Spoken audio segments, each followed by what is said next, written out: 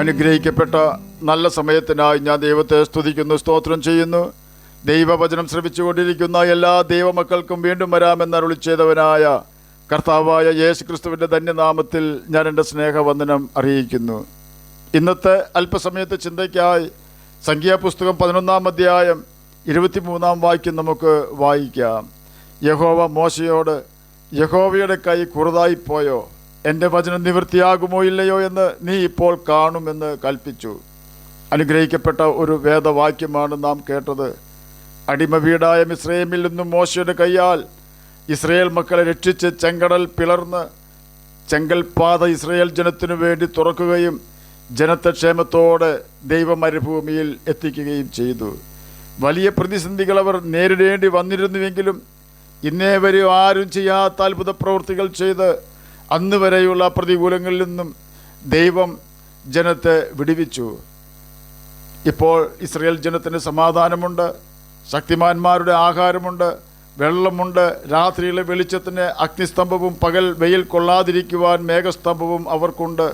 ശത്രുഭയമില്ല, കഠിന വേലയില്ല, യുദ്ധമില്ല, അവരെ ദ്രോഹിക്കുവാൻ ഒരു വ്യക്തിയുമില്ല. ലഭിക്കുന്ന മന്ന പിറക്കി തിന്ന് സമാധാനത്തോടെ ദൈവത്തെ സ്തുതിച്ചാൽ മാത്രം മതിയായിരുന്നു. ഇത്രയ്ക്കും സ്വർഗതുല്യമായ ജീവിതം അലലില്ലാതെ അനുഭവിക്കുന്ന ജനം പറയുകയാണ്, ഞങ്ങൾക്ക് തിന്മാൻ ഇറച്ചി ആർ തരും? ഞങ്ങൾ മിസ്രയീമിൽ വെച്ച് വില കൂടാതെ തിന്നിട്ടുള്ള മത്സ്യം, വെള്ളരിക്ക, മത്തങ്ങ, ഉള്ളി, ചുവന്നുള്ളി, ചിറ്റുള്ളി എന്നിവ ഞങ്ങൾ ഓർക്കുന്നു. ഇപ്പോഴോ ഞങ്ങളുടെ പ്രാണൻ പൊരിഞ്ഞിരിക്കുന്നു, ഈ മന്നയല്ലാതെ ഒന്നും കാണുവാനില്ല എന്ന് പറഞ്ഞു. മന്നയോ കൊത്താമ്പലിരി പോലെയും അതിൻ്റെ നിറം ഗുൽഗുലുവിൻ്റേതുപോലെയും ആയിരുന്നു. സംഖ്യാപുസ്തകം 11-ാം അധ്യായം 4 മുതൽ 7 വരെയുള്ള വാക്യങ്ങളാണ് നാം ഇപ്പോൾ കേട്ടത്. ഇസ്രയേൽ മക്കളുടെ ഈ വാക്കുകൾ കേട്ടപ്പോൾ യഹോവയുടെ കോപം ജ്വലിച്ചു. മോശയ്ക്കും ജനത്തിൻ്റെ പിറുപിറുപ്പ് അനിഷ്ടമായി തീർന്നു.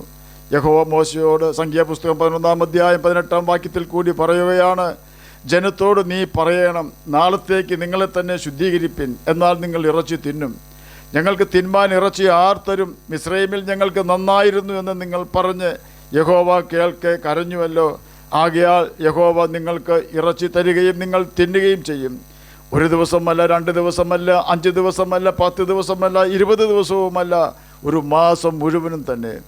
സംഖ്യാപുസ്തകം 11-ാം അധ്യായം 18 മുതൽ 20 വരെയുള്ള വാക്യങ്ങളാണ് നാം ഇപ്പോൾ കേട്ടത്. യഹോവ മോശയോട് പറഞ്ഞ ഈ വാക്കുകൾ കേട്ടപ്പോൾ മോശ യഹോവയോട് ചോദിക്കുകയാണ്, എന്നോട് കൂടെയുള്ള ജനം 6 ലക്ഷം കാലാളുണ്ട്.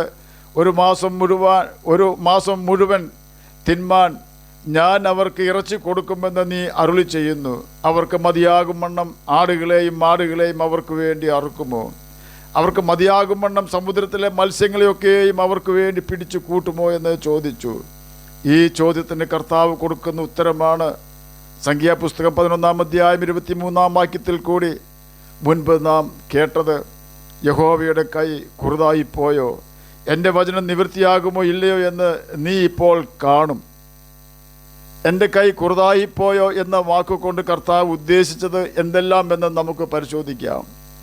430 സംവത്സരം ഇസ്രയേൽ മക്കൾ മിസ്രയീമിലായിരുന്നു. ഒരു വ്യക്തിയോ ഒരു രാഷ്ട്രമോ അവരുടെ രക്ഷയ്ക്കായി പ്രവർത്തിച്ചിരുന്നില്ല. പ്രവർത്തിച്ചാലും സാധിക്കുകയില്ല. കാരണം ആ കാലഘട്ടത്തിലെ ശക്തമായ ഒരു രാഷ്ട്രമാണ് മിസ്രയീം.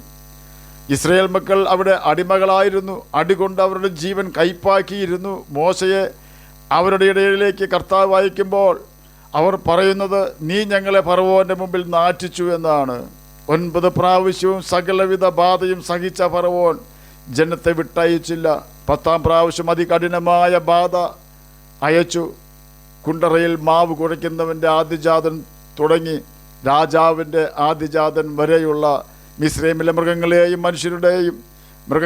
മനുഷ്യരുടെയും ആദ്യജാതന്മാരെ കർത്താവ് കൊന്നുകളഞ്ഞു. മിസ്രയീമ്യരുടെ ആദ്യജാതന്മാർ മരിച്ച് വീഴുമ്പോൾ ഇസ്രയേലിൻ്റെ ആദ്യജാതന്മാരെ ആട്ടിൻകുട്ടിയുടെ രക്തം രക്ഷിച്ചു. ജനത്തെ മിസ്രയീമ്യർ അവിടെ നിന്ന് ഓടിച്ചു. ചെങ്കടൽ ഭാഗിച്ച് ജനത്തെ അക്കരെ എത്തിച്ചു.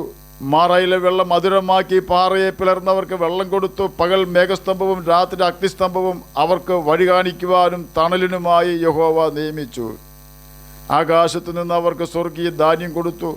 ഇപ്രകാരം ജനത്തെ സഹായിച്ച കൈ ജനത്തിന് മാംസം കൊടുക്കുവാൻ കഴിയാതെ വണ്ണം ചെറുതായിപ്പോയോ എന്നാണ് യഹോവ ചോദിക്കുന്നത്. എന്നെ കേൾക്കുന്ന പ്രിയ ദൈവമകനെ, ദൈവമകളെ, നാം എപ്പോഴും ഓർക്കേണ്ടതായ ഒരു വാക്ക് സ്നാപക യോഹന്നാൻ പറഞ്ഞത് ഇപ്രകാരമാണ്: അബ്രഹാമിന് ഈ കല്ലുകളിൽ നിന്ന് മക്കളെ ഉളവാക്കുവാൻ ദൈവത്തിന് കഴിയും.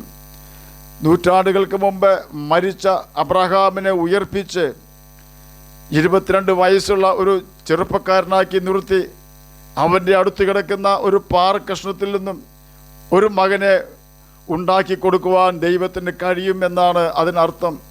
ഇല്ലായ്മയിൽ നിന്നുമുള്ളതിനെ പോലെ വിളിച്ചു വരുത്തുന്നവനാണവൻ. നാം അവൻ്റെ കഴിവുകളെ കുറഞ്ഞു കാണരുത്. വിശ്വാസം കൂടാതെ ദൈവത്തെ പ്രസാദിപ്പിക്കുവാൻ നമുക്ക് കഴിയുന്നതല്ല എന്ന് പറയുമ്പോൾ അവിശ്വസിച്ചാൽ അവൻ നമ്മിൽ പ്രസാദിക്കുകയില്ല എന്നല്ലേ അർത്ഥം. നമ്മുടെ ആവശ്യങ്ങൾ നാം പിറുപിറുപ്പില്ലാതെ സ്തോത്രത്തോടെ അവനെ അറിയിച്ചാൽ അവൻ്റെ സമയത്ത് അവൻ പ്രവർത്തിക്കുക തന്നെ ചെയ്യും. ഇന്നുവരെയും കർത്താവ് പ്രവർത്തിച്ചിട്ടുണ്ട്, ഇനിയും പ്രവർത്തിക്കുവാൻ അവൻ ശക്തൻ തന്നെയാണ്. ഒരു കാര്യം മാത്രം നമ്മുടെ വശത്തു നിന്നും ദൈവം ആവശ്യപ്പെടുന്നു: നാം അവൻ്റെ കൽപ്പനകൾ പ്രമാണിക്കണം എന്നതാണത്. നാം അവൻ്റെ കൽപ്പനകൾ പ്രമാണിച്ചാൽ നമ്മുടെ ഹൃദയത്തിൽ പിതൃപുത്ര പരിശുദ്ധാത്മാവ് വന്ന് വാസം ചെയ്യും. യേശു നമ്മുടെ ഹൃദയത്തിൽ ഉണ്ടായാൽ നമ്മുടെ വിശ്വാസം വർദ്ധിക്കും. ആകയാൽ കർത്താവിൻ്റെ കൽപ്പനകൾ അനുസരിച്ച് നമുക്ക് നമ്മുടെ വിശ്വാസം വർദ്ധിപ്പിക്കാം. കഴിഞ്ഞ നാളുകളിൽ വലിയ അത്ഭുതങ്ങൾ നമ്മിൽ പ്രവർത്തിച്ചിട്ടുള്ള കർത്താവിനെ നമുക്ക് വിശ്വസിക്കാം. അവൻ നമ്മോട് കരുണ കാണിക്കുവോളം നമുക്ക് അവനായി കാത്തിരിക്കാം. അവനിൽ തന്നെ നമുക്ക് ആശ്രയിക്കാം. അവൻ്റെ കൽപ്പനകൾ പ്രമാണിച്ചുകൊണ്ട് നമുക്ക് നിത്യജീവൻ അവകാശികളായി തീരാം. അതിന് കർത്താവ് നമ്മെ സഹായിക്കട്ടെ എന്ന് പ്രാർത്ഥിച്ചുകൊണ്ട് ഞാൻ എൻ്റെ വാക്കുകളിൽ നിന്നും വിരമിക്കുന്നു. നമുക്ക് പ്രാർത്ഥിക്കാം. ഞങ്ങളെ സ്നേഹിക്കുന്ന സ്വർഗീയ പിതാവേ, നല്ല വചനത്തിനായി ഇങ്ങനെ സ്തുതിക്കുന്നു, സ്തോത്രം ചെയ്യുന്നു. എന്നെ കേൾക്കുന്ന ഏതെങ്കിലും പ്രിയപ്പെട്ടവർ സമാധാനമില്ലാതെ ആയിരിക്കുന്നെങ്കിൽ അങ്ങ് അവർക്ക് സമാധാനം കൊടുക്കണമേ. പ്രശ്നങ്ങളാൽ പ്രയാസപ്പെടുന്ന ഏതെങ്കിലും വ്യക്തികൾ എന്നെ കേൾക്കുന്നുണ്ടെങ്കിൽ അങ്ങ് അവർക്ക് പ്രശ്ന പരിഹാരകനായി അവരുടെ ഹൃദയത്തിലേക്ക് പ്രവേശിക്കണമേ എന്ന് അടിയൻ പ്രാർത്ഥിക്കുന്നു. അങ്ങയുടെ കൽപ്പനകൾ അനുസരിച്ച് ജ്യോതിഷികളെപ്പോലെ ഈ ഭൂമിയിൽ തിളങ്ങുവാനും നിത്യജീവൻ അവകാശികളായി തീരുവാനും അടിയനെ കേൾക്കുന്ന അങ്ങയുടെ കുഞ്ഞുങ്ങളെ സഹായിക്കണമേ. പ്രാർത്ഥന കേട്ടതിനായി സ്തോത്രം. യേശുവിൻ്റെ നാമത്തിൽ തന്നെ ആമേൻ. കർത്താവ് എല്ലാവരെയും അനുഗ്രഹിക്കട്ടെ. സ്തോത്രം.